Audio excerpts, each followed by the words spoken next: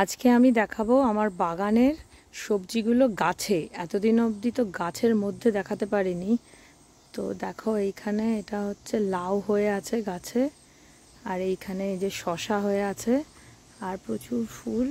এখানে নেটের মধ্যে এরকম ফেন্সিং করা আছে, এবং কেন ফেন্সিং করা সেটা আমি বলবো সেটা।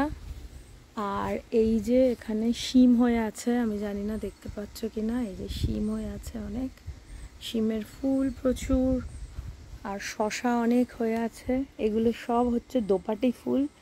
দোপাটি ফুল এত বেশি হয়ে যায় সব গাছে, সব টবের মধ্যেই। আর এখানে এই যে কুমড়ো শাকের ফুল, এটা। আর প্রচুর টমেটো হয়ে আছে, দেখতে পাচ্ছ কি না জানি না, লাল লাল ভেতরে টমেটো দেখা যাচ্ছে। আর গাছে লঙ্কাও হয়ে আছে অনেক, গাছের লঙ্কা হয়ে আছে। এই যে লঙ্কাটা দেখা যাচ্ছে কি এখানে, লঙ্কা হয়ে আছে। আর এই যে টমেটো, চেরি টমেটো, যেটা আগের দিন দেখিয়েছিলাম।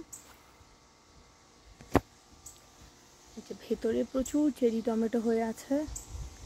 আর আমার টমেটো গাছ পুরো চারিদিকে ছড়িয়ে পড়েছে, এত বড় হয়ে গেছে টমেটো গাছ।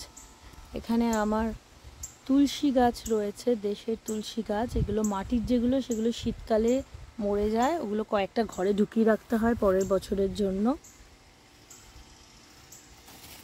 এটা হচ্ছে পেঁয়াজ শাক, এই গাছগুলো পেঁয়াজ শাক।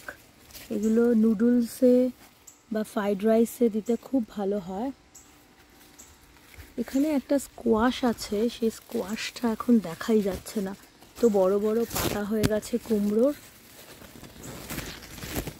দেখানোর চেষ্টা করি যদি পারা যায়, কিন্তু এত বেশি এখানে কুমড়ো হয়ে আছে, কুমড়ো গাছটা বড় হয়ে গেছে, দেখা যাচ্ছে না। পরে আরেকদিন দেখিয়ে দেবো তোমাদের।